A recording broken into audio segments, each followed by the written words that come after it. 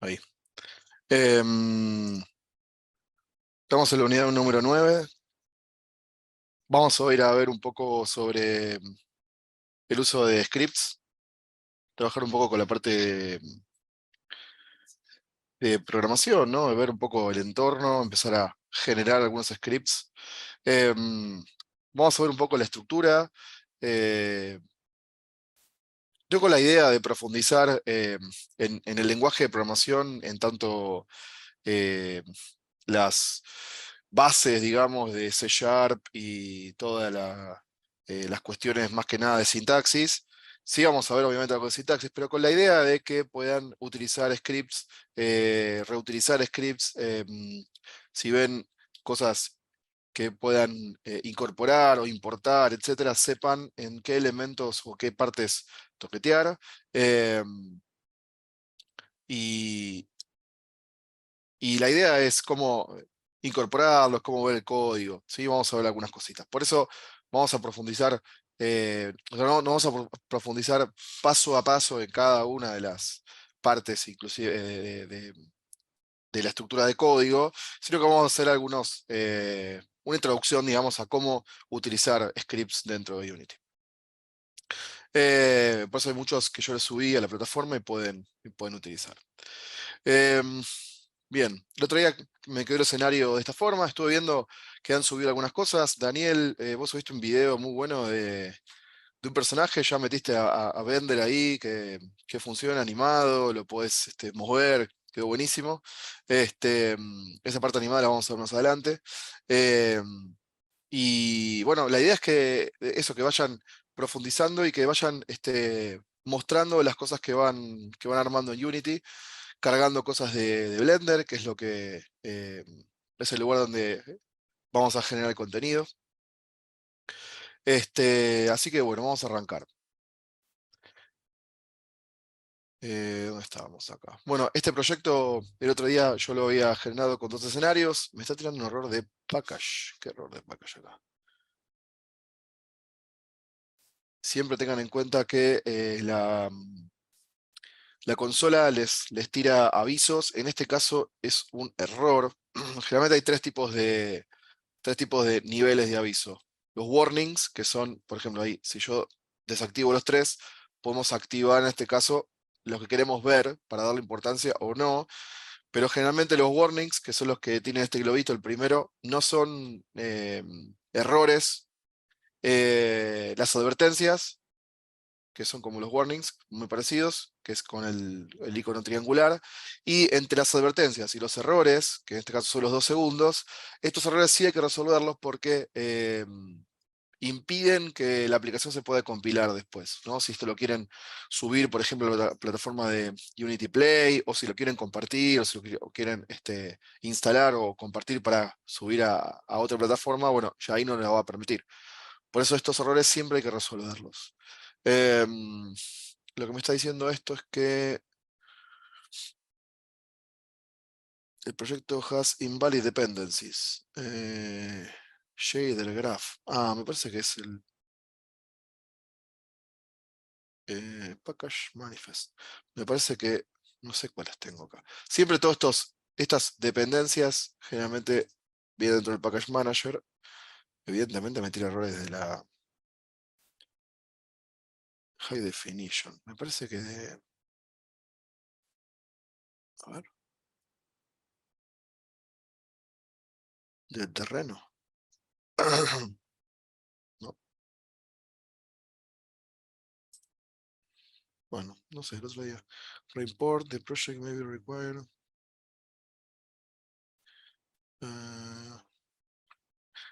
Lo que me está tirando es que eso está en un archivo manifest de. Bueno, no importa, ahora lo voy a ver bien. No estaba el otro día esto. Unity Projects. ¿Dónde está? Acá. Esta.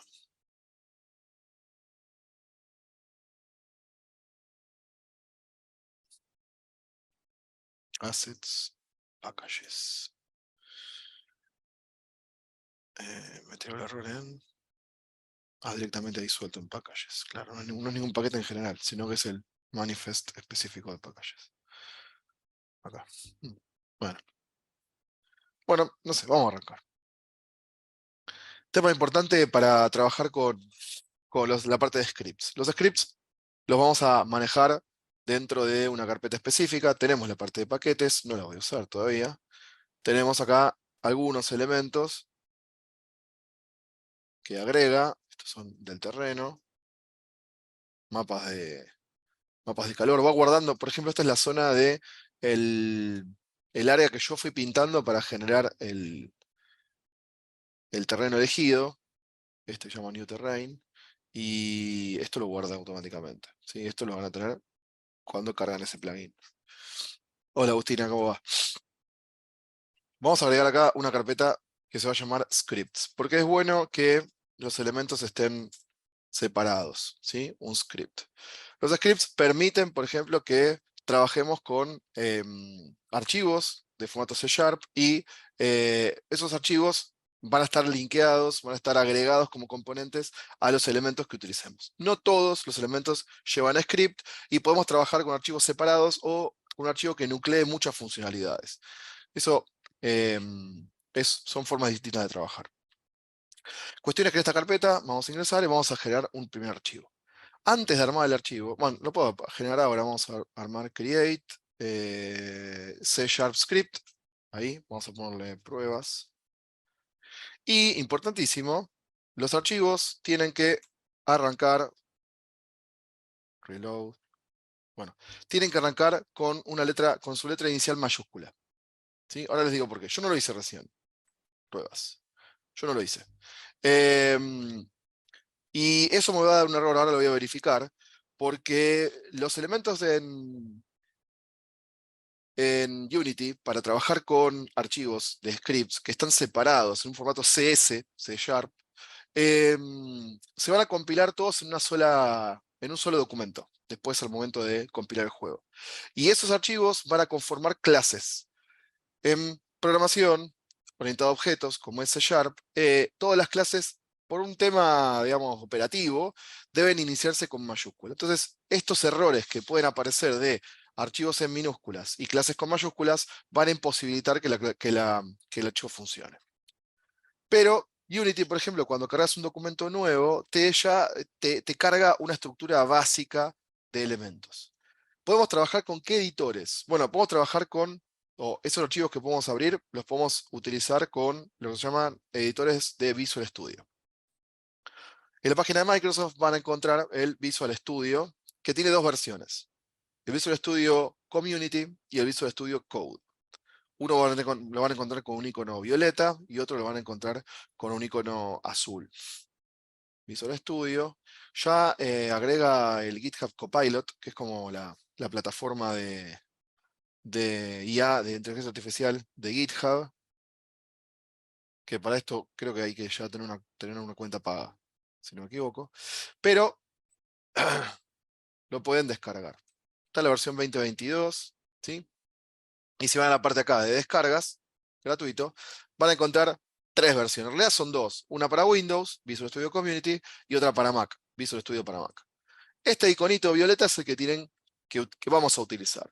Que no hace falta que lo instalemos porque, si recuerdan, en la instalación de los paquetes, si vamos acá a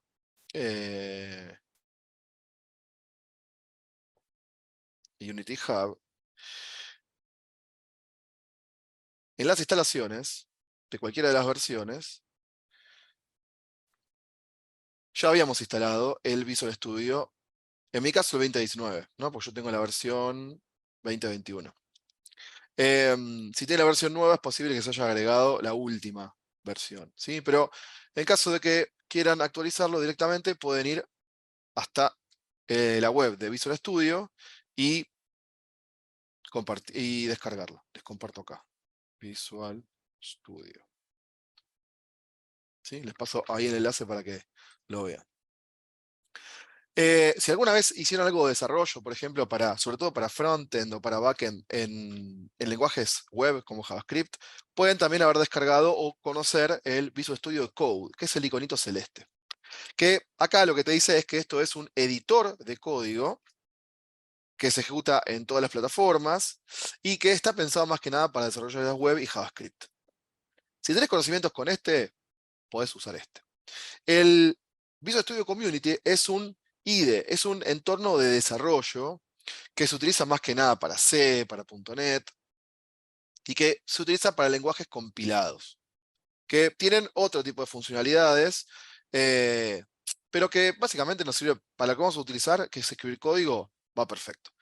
Si tenés conocimientos en uno y se querés indagar en el otro, podés instalar los dos y alternar, como quieran.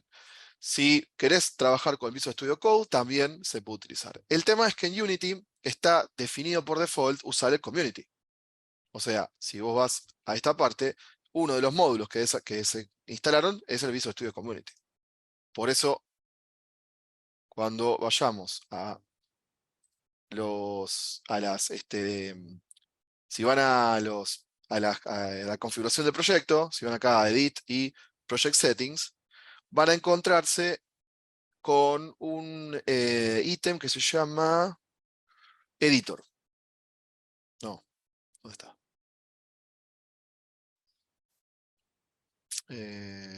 Preset Manager. Este es el editor.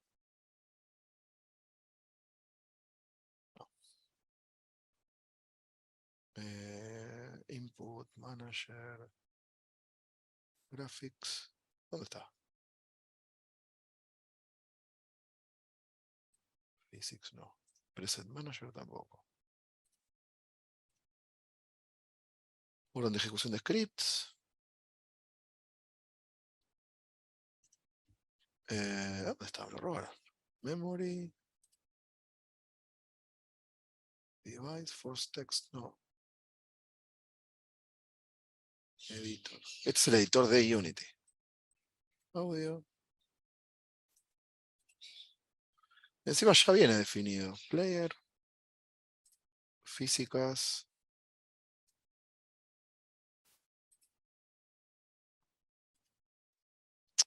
Al Project Set. final del editor decía algo de C Sharp, no sé cuánto. ¿No será esa parte? Abajo. Sí, abajo lo leí recién. No, C pero. Sharp Project Generation. Graphics. No, pero aparte dice entorno de edición, algo así.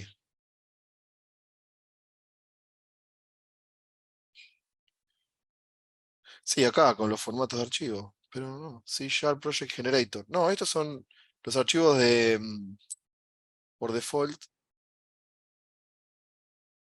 Extensiones adicionales que no tiene el editor. Regular Environment. No, esto es el editor de Unity. Estoy yo mal. Preferencias. Ah, en preferencias estaba. Ahí. Vamos de vuelta. Si van a Project Settings, lo que vamos a modificar son las configuraciones del proyecto en cuestión. O sea, de este proyecto que yo tengo abierto. Que dentro del hub podemos tener un montón de proyectos. Cada proyecto tiene que tener su propia configuración, principalmente. Por eso no estaba acá. Este editor no habla del editor externo, sino el editor mismo que tenemos en Unity. O sea, qué tipo de dispositivo, compresiones, bueno, cuestiones. No, lo que hay que hacer es ir a las preferencias de Unity, que son más generales. Y ahí vamos a encontrar External Tools. Si van a preferencias, External Tools, van a encontrar una opción donde acá justamente dice External Script Editor, o sea, el editor de código externo. Generalmente por default acá va a aparecer el Microsoft Visual Studio 2019, que en mi caso lo tengo instalado así. Si quieren trabajar con el Visual Studio, tienen que cambiar por acá. La única diferencia es que cuando hagas doble clic en ese script, se va a abrir el archivo que digas en este punto, Visual Studio Code. ¿Sí? Y vas a abrir el documento directamente adentro del editor. Como a mí me gusta más el Visual Studio Community para esto, yo tengo instalado ambos. ¿Sí? Tengo el Visual Studio Code y tengo el Visual Studio Community. ¿Sí? Tengo ambos dos, el 2019. Y tengo el Visual Studio Code también. Pero no está acá, qué raro. Ah, sí, acá. ¿Sí? Tengo ambos dos. Prefiero trabajar con Unity con esto. Porque la parte de ayuda visual es bastante mejor en C Sharp. ¿Sí? Entonces, Esto lo tienen configurado. Una vez que está configurado, instalado, y lo ven en ese iconito, doble clic. Y ese documento que estamos abriendo se va a abrir adentro de Unity. Los documentos, o tener el editor vinculado directamente con Unity, hace que detecte errores de funcionamiento, genere vinculaciones automáticas con el proyecto. De hecho, fíjense que si tenemos previamente instalado Visual Studio, si lo tienen configurado en las preferencias de Unity, y si lo abren desde el proyecto que estén habilitados en ese momento, van a ver una ventana a la derecha donde tenemos abierto el proyecto, UTN 2023-91092, que es este proyecto que tengo abierto en este lugar. Si por ejemplo vas, lo voy a hacer de otra forma, voy a cerrar este. Si por ejemplo vas al proyecto y vas a la parte de Assets. Estoy abriendo el proyecto, pero ahora desde Windows, ¿no? Scripts, que es la carpeta que acabo de crear. Voy a encontrar también el archivo pruebas CS. Y si le das doble clic, también te va a abrir el Visual Studio. Pero fíjense que solamente te abre el código, no abre la ventana que tenemos acá a la derecha. Y esto es muy importante porque no va a detectar los cambios que vos hagas en el código en tiempo real, ni tampoco va a verificar compatibilidad con eso. Simplemente estás editando el archivo. ¿Sí? Entonces, el archivo se puede abrir de cualquier forma. La ventaja de hacerlo desde el editor de Unity al tenerlo vinculado es que también revisa esa sincronización de código y te avisa de mejores datos, te da más información. ¿Sí? De hecho, acá me está diciendo que lo puedo actualizar. Bien, claro, puedo salir a 2022. ¿Sí? Entonces, fíjense que no está esa ventana y el código me lo abre igual. Entonces, yo les recomiendo que, si bien no lo abran, esta forma yo la uso para verificar qué archivo es, ¿no? Porque a veces usas nombres muy genéricos y para no tener que irte al editor y hacer un gasto de memoria extra, lo abrís directamente desde acá. ¿Sí? Inclusive, se puede abrir también, o lo pueden editar con un bloc de notas. Si vos agarrás este archivo CS y lo tirás acá, te lo abre perfectamente igual. Esto por ahí para imprimir, para editar rápido, también está bueno. ¿Sí? Este tipo de cosas. Pero bueno, desde el Visual Studio lo podemos abrir y podemos ejecutar. Abrimos un archivo nuevo, lo abrimos en este caso desde el editor. Este archivo está sincronizado, como les decía, arriba dice el nombre del proyecto. Tiene varias cosas. En principio, como les decía, es una clase. Una clase que funciona, que después de la compilación va a ser parte de todo el registro de clases. Tiene dos partes. La parte superior, la línea 1, 2 y 3, tiene una sentencia using y unos nombres, que son en este caso librerías de Unity que ya vienen vinculadas de forma default para que todos los scripts funcionen. ¿Por qué están vinculadas estas librerías? Porque los códigos que vamos a escribir más abajo dependen de las librerías que tengamos arriba. En este caso, para trabajar con para que el script de Unity funcione, depende de la instalación de la librería Unity Engine. Si vos, por ejemplo, esto no lo tenés, por ejemplo, lo borrás, el código que hay más abajo no funciona. De hecho, acá me está diciendo que hay un error de monobehavior. No sabe qué es este monobehavior. Ese subrayado rojo indica errores de código. De hecho, acá, si vas con el mouse, te dice, hey, hay algo que pasa. Posibles correcciones. Y cliqueas y te dice que falta algo. ¿Ven? UnityEngine.monoBehavior. Falta agregar este elemento. Por ejemplo, una lógica para no tener que instalar siempre todas las librerías es extraer ese método a partir de la librería. UnityEngine.monoBehavior. Y ahí fíjense que el error se fue.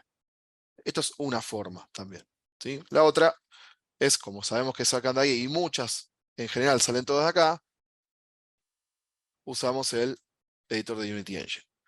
Cada línea del código script, de los scripts, terminan con punto y coma. ¿Sí? Y lo bueno que tiene este editor es que te avisa absolutamente todos los errores de sintaxis con ese subrayado.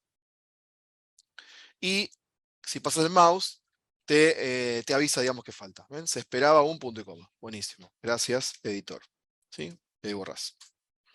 Entonces, esta primera parte son lo que serían las librerías de importación. Podemos escribir reseñas, mensajes, comentarios a partir de los comentarios de JavaScript, por ejemplo, // comentario,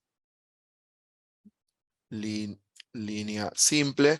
Estos comentarios no hace falta que terminen en punto y coma porque son justamente reseñas de texto, avisos, ¿sí?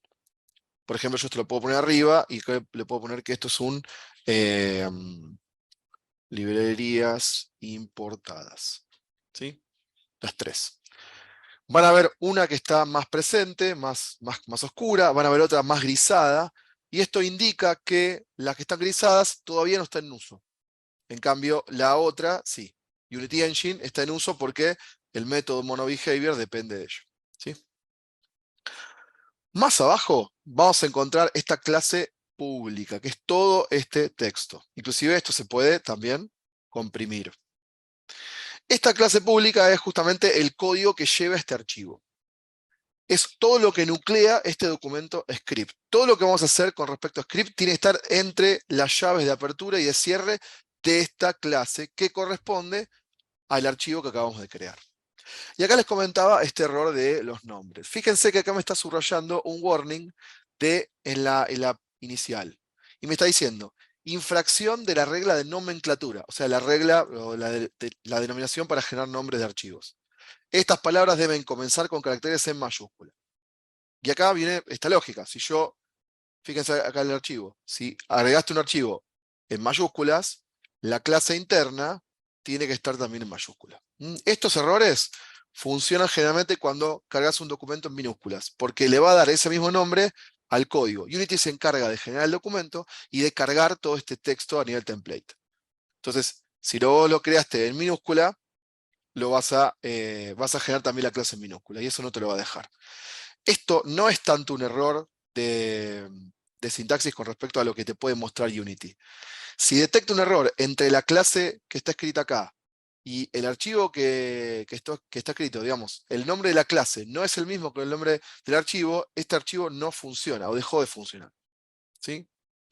Que lo ponga en este recuadro de líneas punteadas no es un error.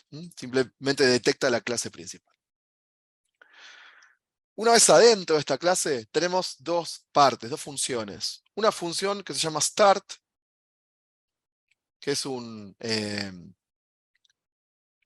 función, digamos, que genera un código de ejecución al momento que arranca la ejecución de Unity, en este caso la línea de tiempo de Unity.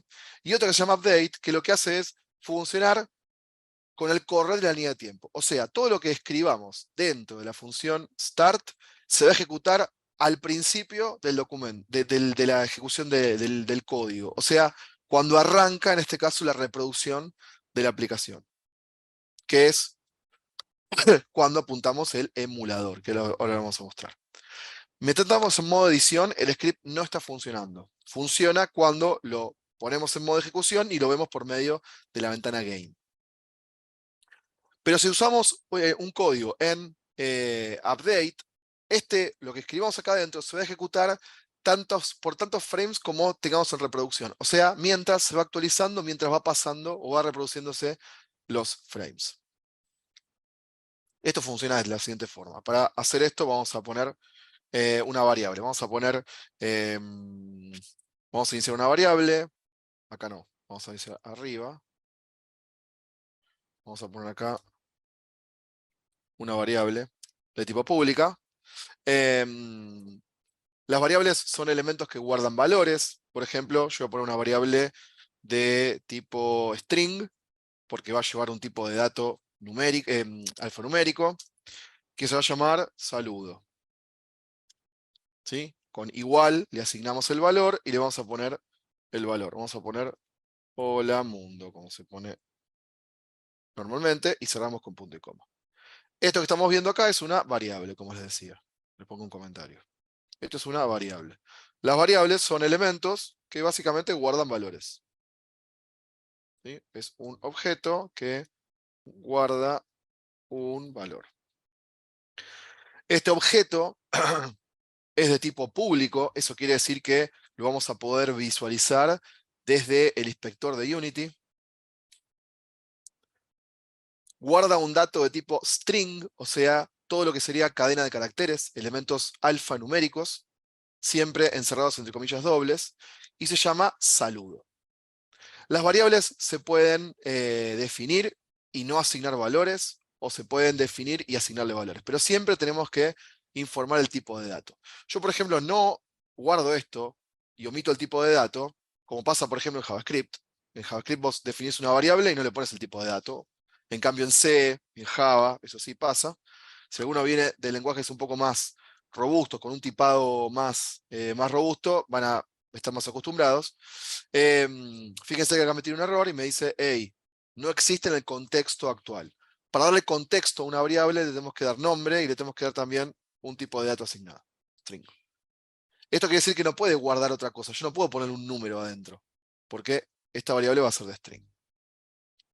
Y vamos a poner otra variable numérica, public, int. Int es el de integer, o sea, números enteros, que se va a llamar, no sé, vamos a ponerle vuelta.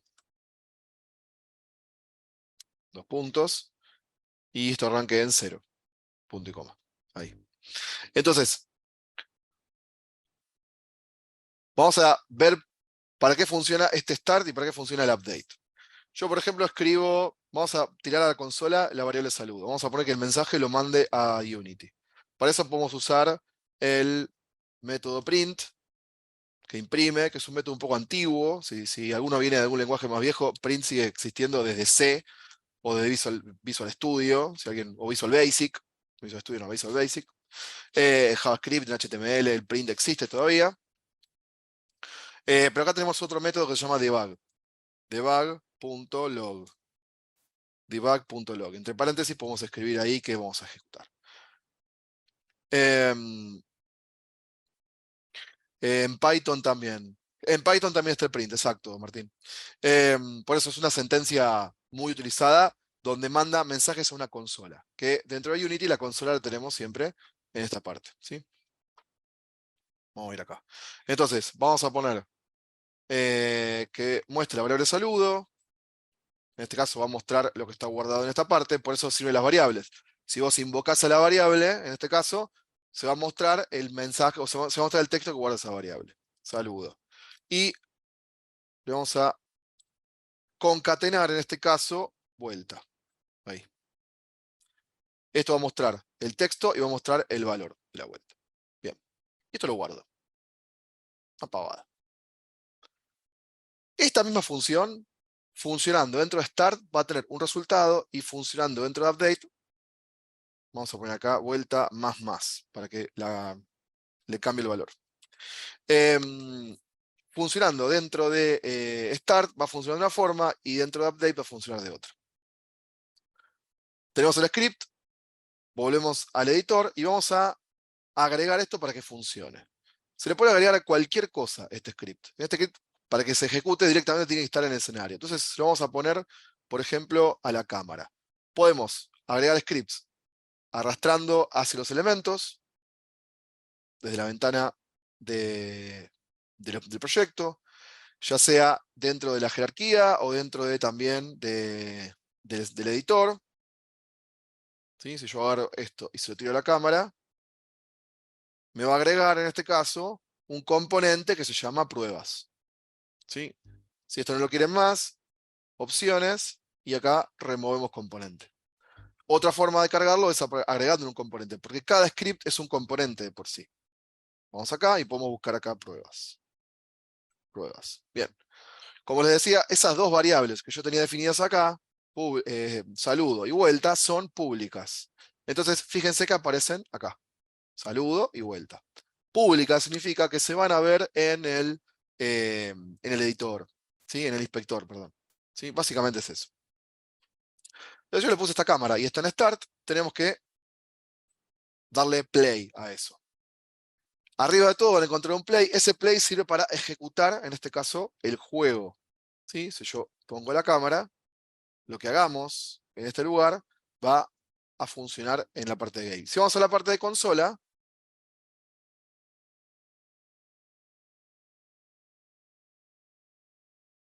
no me deja nada. Ah, mirá, hay unos errores acá.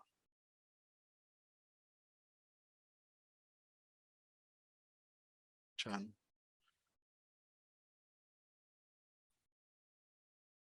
Pruebas, ahí. Remove component. Jodeme que sea por esto. ¿Eh?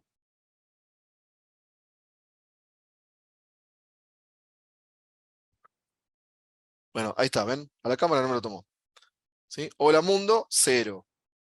Funciona. Fíjense que el más hizo que el 0 valga 1. La variable más es una variable incrementada. Entonces ahora cambió el valor. Pero mostró la variable cuando valía en la carga. Después la incrementó. ¿Sí? La modificó acá.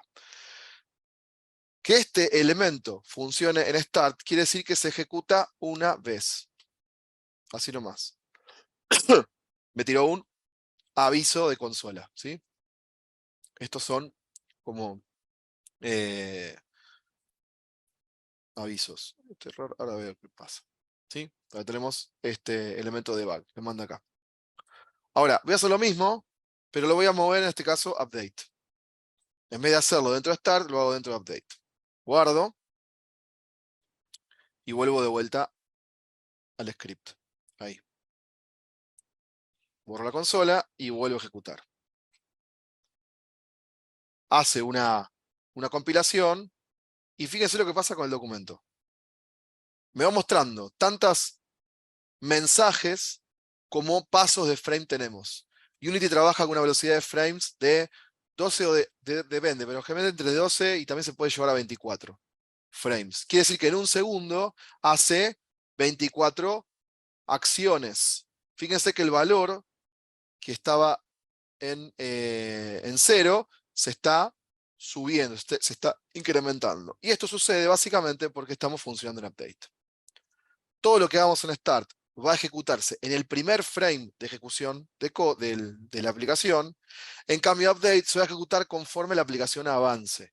¿Qué esto quiere decir? Mientras está funcionando, en este caso, la aplicación. Si yo corto esto, el script quedó y volvemos al valor original. ¿Sí? Después podemos borrar esta parte. Por eso muchas de las cosas es importante definirlas en un lugar o en otro, o a veces podemos definir afuera también. Si esto, por ejemplo, yo lo ejecuto afuera, ¿sí? Ahí, no me va a dejar hacerlo porque no tiene un contexto. Debe contener una clase, ¿no? Yo puedo ponerle, por ejemplo, una clase distinta. Vamos a poner un void saludo. Ahí. Saludo. Sin parámetros. Y le mando, bueno, tengo el idioma del teclado. ¿Qué pasó? Ahí. Ahí. ¿Sí? Llamo esto ahí. Más allá de que esté en start, más allá de que esté en update, tengo otra ejecución ahí. Y la guardo. Vuelvo al código. Este elemento tiene el script cargado y lo ejecuto.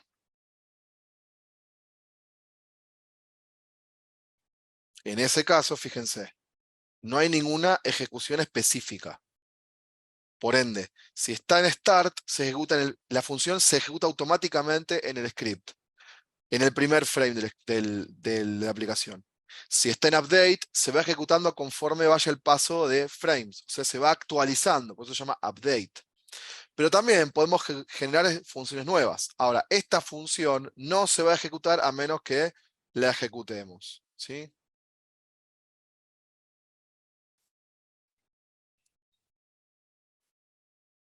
Ahí.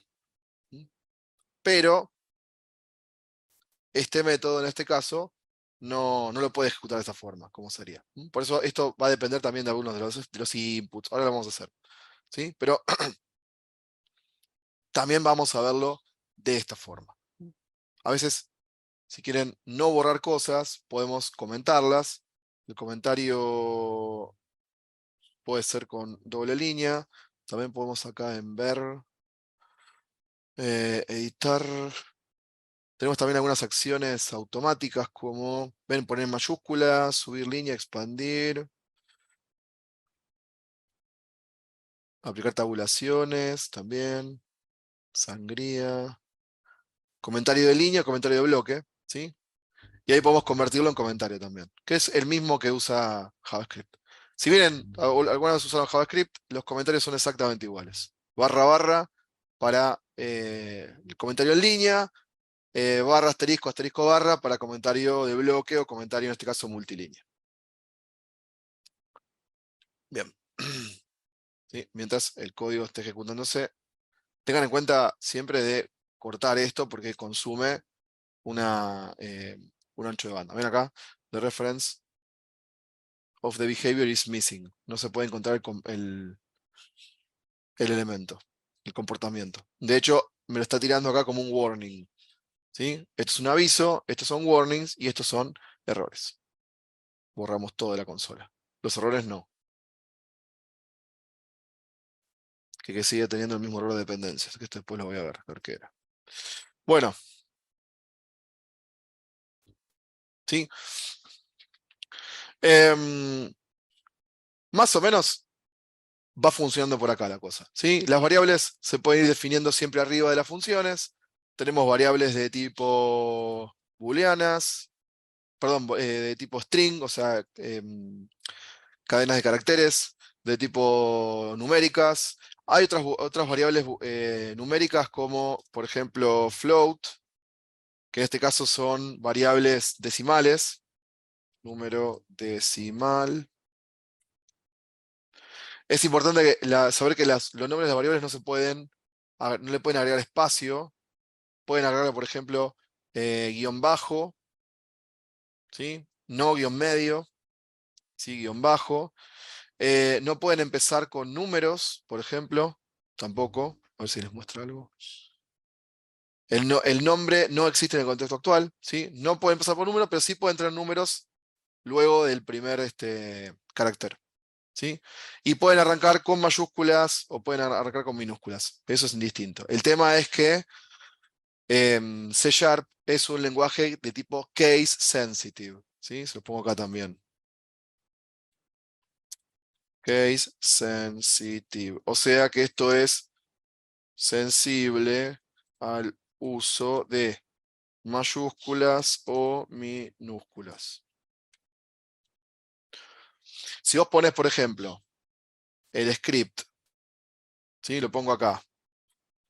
Y la variable resulta que la habías escrito con mayúscula, pero la utilizas en minúscula, te va a decir, hey, esta variable no existe. Y vos decís, pero si está escrito arriba, saludo. No, no, pero no es lo mismo. Para el código que empiece con mayúscula, no tiene nada que ver con que empiece con minúscula. Para el código son dos variables distintas. ¿Sí? Por eso generalmente se utilizan nombres de variables minúsculas, nombres de clases con la primera inicial mayúscula. Y yo, por lo menos, uso este tipo de nomenclatura de nombres de mayúsculas, minúsculas dentro de los nombres si tengo una variable con nombres compuestos, ¿no? Por ejemplo, acá, número decimal. No uso guión bajo porque me parece molesto, directamente le pongo una mayúscula, ¿no? Por cada palabra le pongo una mayúscula. Esto se llama camel case, ¿sí? Por eso se usa para esto la estructura camel case. Camel case significa porque esas subidas y bajadas emulan las jorobas del camello. Por eso se llama camel case. Bien, número decimal, le vamos a poner acá. Como los floats son decimales, tenemos que agregarle, o podemos agregarle en este caso, algún dato. 0.5f, punto y coma. Esta f es de flotante. Se la podemos omitir, ¿sí? Pero acá metí error. Literal de tipo double no se puede. Claro, si usamos decimal, tenemos que ponerle f. Y si usamos double como tipo de dato, en ese caso no hace falta hacerlo con la f.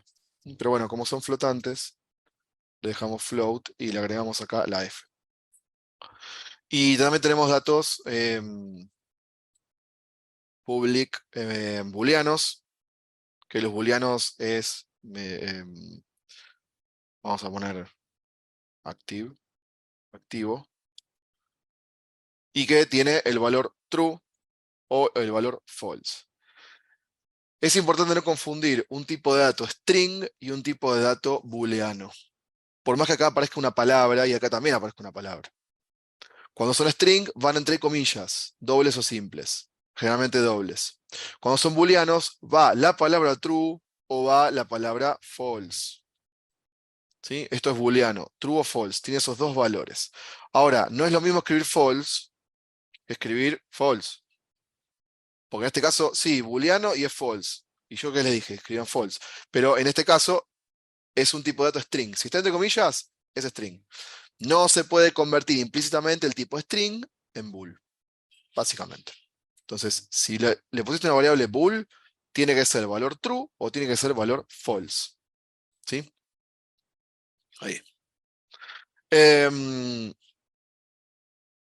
por ejemplo, vamos a agregar un programita chiquito en update, ya que estamos acá. Vamos a agregar 3 variables para que podamos ejecutar algo más interactivo, medio bajo porque vamos a funcionar en la consola todavía. Em, Vamos a poner un activo, vamos a poner otra variable public, booleana, bool, no, bool, así.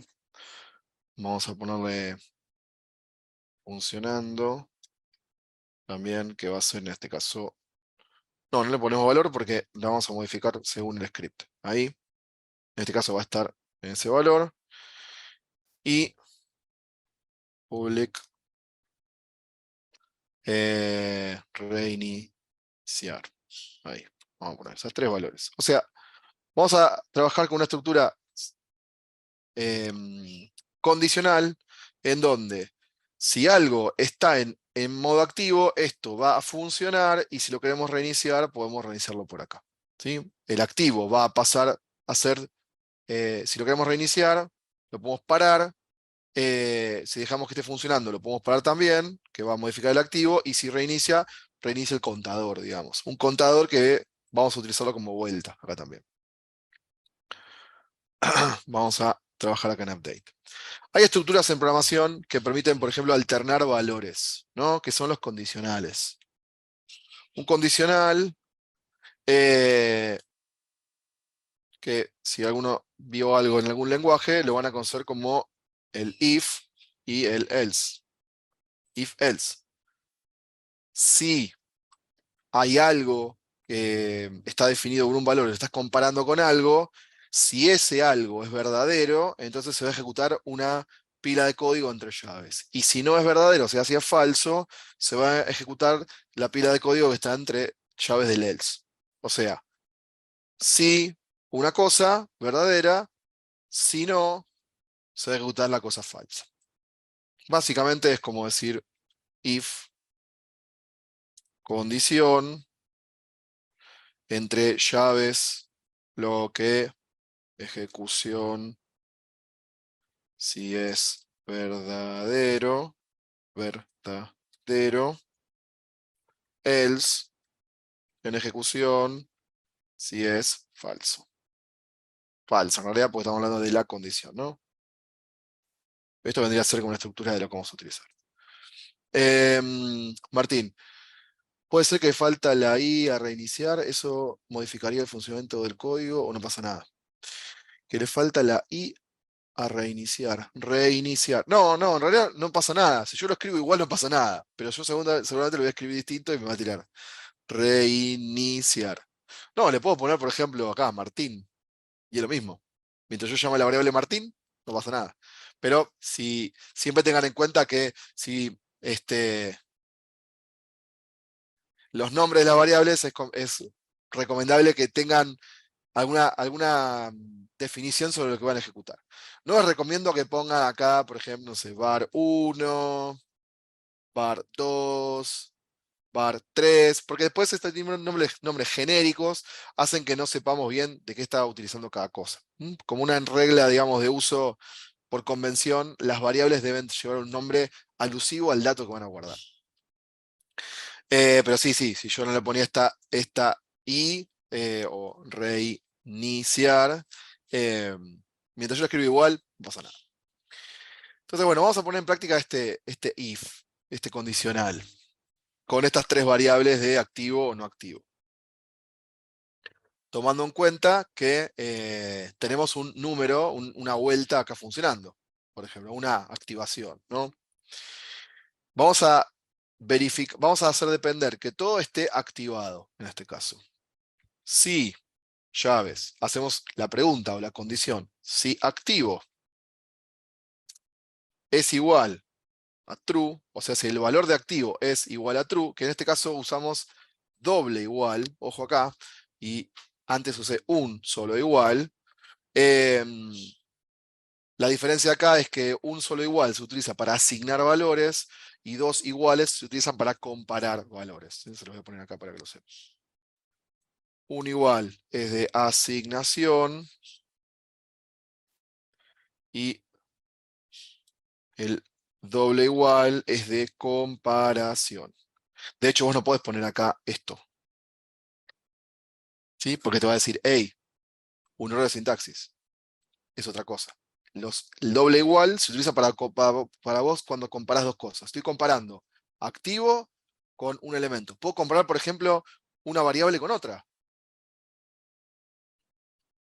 ¿sí? Con llaves. Y esto no está mal. Fíjense que ahí no me tira error. Pero yo lo voy a comparar con un valor también. True. Si activo es igual a true, entonces le vamos a decir lo siguiente. Le vamos a decir que muestre el número de vuelta.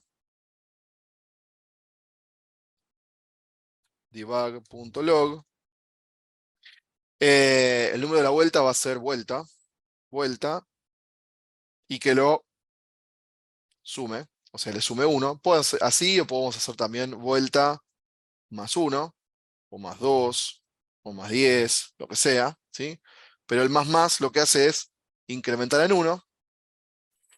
O sea, si está activado esto, la vuelta va a avanzar. Si está activo. Ahí. Y la variable funcionando la vamos a poner en valor true. Acá sí ponemos un solo igual, porque no tiene valor true. No tiene valor, perdón, funcionando. Entonces, mientras está funcionando, el objeto va a estar en true. La estructura del programa va a estar en true. Si no, ahí. Esto es lo que va a suceder cuando activo esté true. Si no, vamos a pasar el funcionando a false directamente. ¿Sí? No tiene valor. Inclusive esto puede estar definido en false. Inclusive. False. Y lo que va a hacer esta estructura es que si vos pasás este elemento de false a true, se va a empezar a ejecutar la vuelta y se va a cambiar este valor. En cambio, si desactivás este elemento, va a pasar a false. ¿Sí? Esto para que funcione el programa. Y también podemos hacer un sistema del restart. Ese reinicio puede también tener otro if. O sea, hasta acá, bueno, lo voy a parar acá. Hasta acá funciona algo sencillo. ¿Sí? Con estos tres botoncitos. Estos tres botoncitos que los vamos a ver acá, en el editor, con script. ¿Sí? Voy acá, de vuelta, y acá tenemos los elementos. Activo, funcionando y reiniciar. Están los otros valores también. ¿Sí? Y el número también, de vuelta, que tenemos. Por ahora voy a poner el decimal, lo voy a comentar, porque no lo quiero. Sí, está bien. O voy a hacerlo otra cosa, lo voy a poner en private. Ahí, que es lo contrario de public. Si vos lo pones en private, dentro del editor, van a ver que desaparece de la edición. ¿Ven? No está más la variable decimal. ¿Sí? No está más visible acá en el editor. Y hay una forma de hacerlo si modificamos acá, el inspector le ponemos en modo debug. Si lo pones en modo debug, ahí aparecen un montón de datos mucho más extensos. Y una de las cosas que aparece en pruebas es la variable que es privada. ¿Ven acá? Número decimal, ahí está. Pero fíjense cómo se modifica el editor, ¿no? Vamos a volver a normal. Ahí. Cuestión es que tenemos acá este tipo de cosas. Y yo voy a probar ahora el programita. Bien, voy a la parte de consola, no tenemos mensajes. ¿Por qué no hay nada funcionando? Porque activo no está activado, está en modo false. Y lo que dice el código es que si está en true, ahí arranca a activar la vuelta. Entonces, si yo le pongo activo, fíjense que pasa funcionando, pasa a estar así y los números se van actualizando. De hecho, no me está mostrando acá acciones, simplemente está modificando la variable. Si yo saco activo, para esto. Tomo ese valor, es más, le puedo sacar esta parte y no me deja. ¿Por qué no me deja? Porque está funcionando por cada decisión de ese if, está funcionándolo. Si yo saco esto, activo, ya es, no es igual a true, sino que es igual a false, entonces en este caso pasa a generarse el else. Por eso deja de funcionar y también me saca la acción en el funcionando. Ahora, el reinicio, yo lo puedo también activar y hacer que vuelta valga 0 de vuelta para reiniciar esto, ¿no? Entonces me faltaría agregar esa estructura, que esto es independiente. Vamos a poner acá el reinicio. Ahí, reinicio. Es ahí, ya me está modificando. Si, por ejemplo, y acá tenemos una variable que también, el reinicio es un booleano, un botón. Si reiniciar es igual a true, entonces vamos a decirle que la variable vuelta, en este caso, vuelta,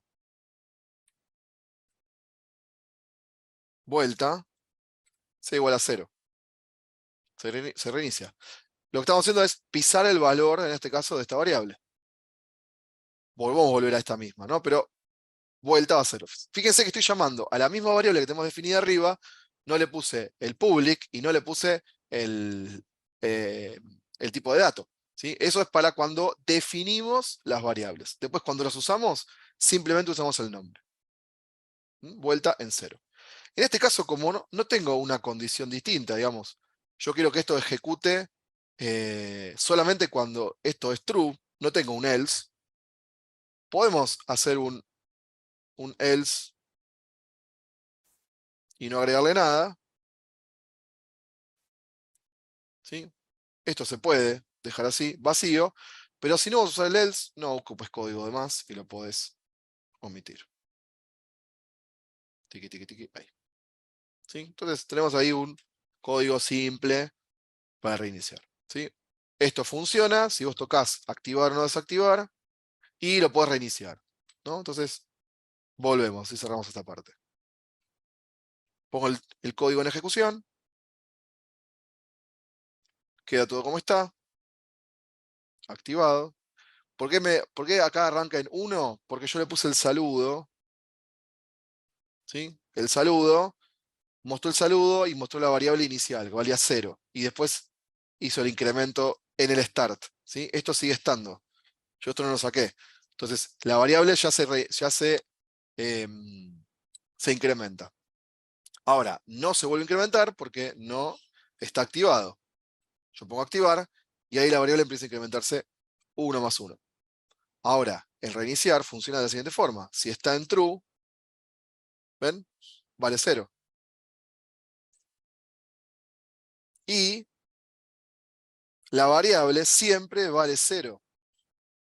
No es un botón en realidad, no es una acción automática, sino que es habilitar 1 y deshabilitarlo. Entonces, cuando deshabilitas, vuelve a ser true. En este caso, si es false, podemos. Esto lo podemos anidar también. Esto se puede hacer de otra forma para que sea más óptimo. Vamos a poner acá el reinicio. Esto lo podemos hacer así, miren, también. Si reiniciar está en true, vale 0. Si no, ahí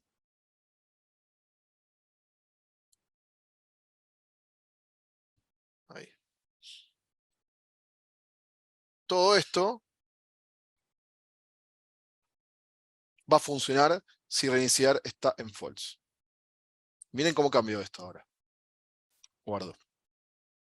Esto para que funcione mejor el botoncito del reinicio. Saco por acá, borro todo y vuelvo a ejecutar.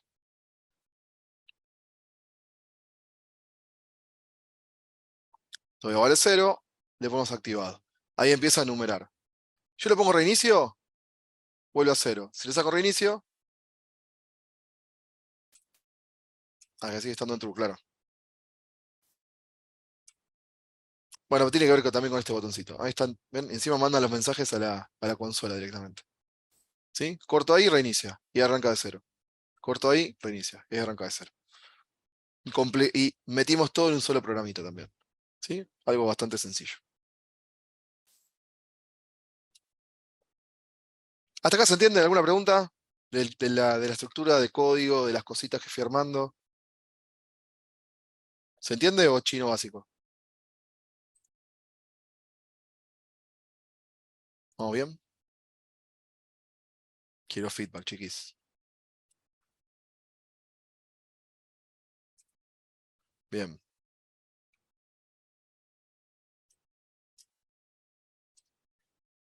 Bien.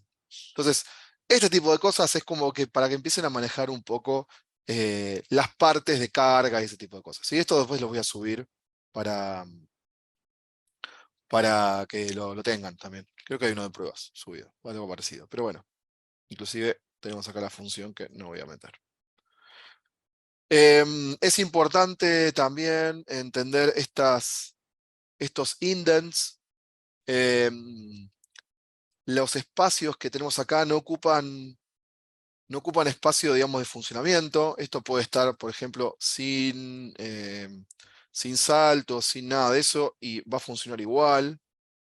¿Sí? Esto lo pueden tener igual y no va a interrumpir su funcionamiento, pero generalmente el código se utiliza para leerlo, digamos, hacia abajo, generalmente. ¿Sí?